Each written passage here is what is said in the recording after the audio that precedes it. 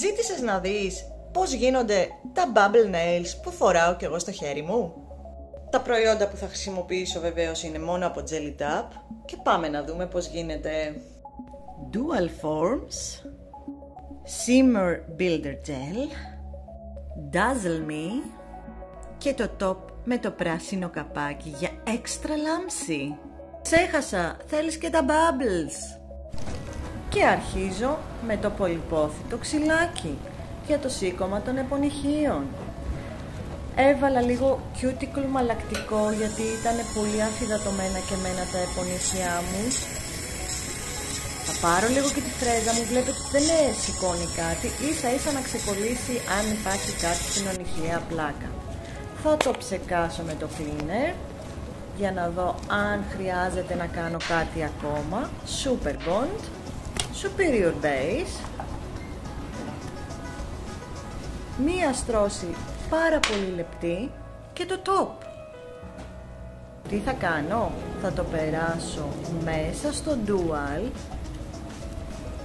θα τοποθετήσω τα bubble, τα έχω πάρει με ένα tip που βάφουμε τα νύχια και θα το πολυμερίσω. Απλό, πάρα πολύ απλό μέχρι εδώ.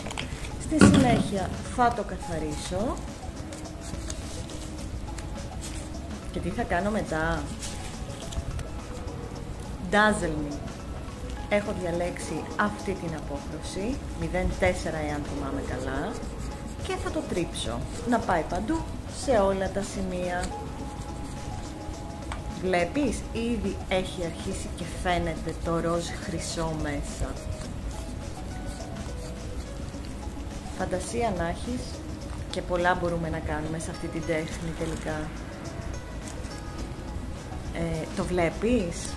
Να το, ροζίζει, λίγο χρυσό. Και τώρα το Shimmer Builder Gel. Κοίτα, δηλαδή και μόνο του είναι εκθαμβωτικό αυτό το gel. Και πάμε να σου δείξω τι θα κάνω. Θα πάρω λίγο, θα το απλώσω σε όλο το tip μου, το Dual μάλλον, Dual Form είναι. Και στη συνέχεια θα χτίσω. Θα το τοποθετήσω σωστά, όμορφα και ωραία. Προσέχω τα πλαϊνά μου και θα το κουμπώσω. Το πολυμέρισα και να το. Έχω τρελαθεί με αυτό το σετ. Εσύ? Επιτέλους, έχω ένα full set επάνω μου. Αν σου άρεσε, like και share. Φιλιά!